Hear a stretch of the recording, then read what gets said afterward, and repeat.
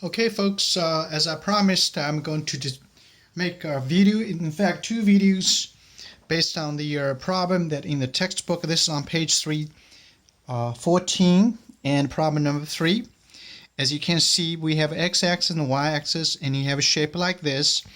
So the path is going to be started from 1 and then along the x-axis all the way to up and go this way and go that, come down. That's the loop itself. And I'm going to first show you how we're going to calculate them. So what I did was I essentially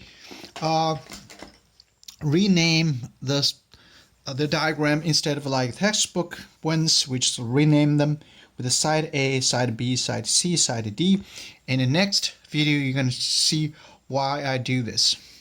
Let's start with the expression. This was given in the book. As you can see here, that's my xy, and here's xy, same thing. You can see exactly the same. And then we will first work on the Green theorem itself. Green theorem is the following. So you have a left-hand side of line integral is the actual loop integral. It's over the loop. That, as I just show you here, this is a loop. And the right-hand side is surface integral. Now the thing that you need to remember, which part is called p, which part is called q. The coefficient of dx called p. Coefficient of dy called q. So that's why I can see partial q over partial x. Remember, it's crossed. In other words, anything in front of dy, it becomes partial partial q with respect to partial x.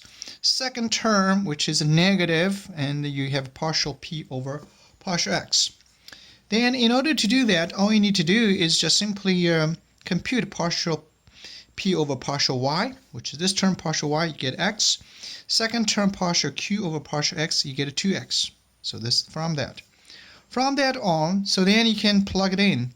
So this term is 2x and this term is 1x, so you get 1x like this. From that on, all you need to do is just do the surface integral, and I would suggest that you integrate over y first. The reason is the following. If you look at this line integral, it's a whole lot better move along the y direction because y started with the constant 0 here all the way up to the line, and we know the line equation for this one, so you just simply y1 to the y2. Of course, if you want to do along x direction, that would be a little more problematic. You need to separate into two, because for the square part, or the square part here, it's easy. You just from one limit to another one. But if you have top this little curved part, and then it becomes non-trivial. Started with a 1, all the way ends up should be like this: x squared both sides is just like this. X equals 1 over y squared, and it will be this line. But either one will work, but the integration over y much simpler. So this is the results. So you see y2 minus y1. y2 is this curve here. y1 is just 0. This is just x-axis. So then you have 1 over x.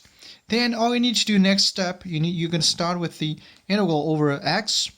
We finished over y, and then we're going to do x. You see you have x over here. And then this part is coming from the integral over dy. So we have this expression. Essentially, this part is just square root of x.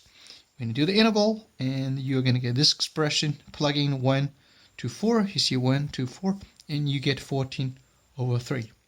And next video is just showing you that how you do the line integral, each of these segments, and do the calculation.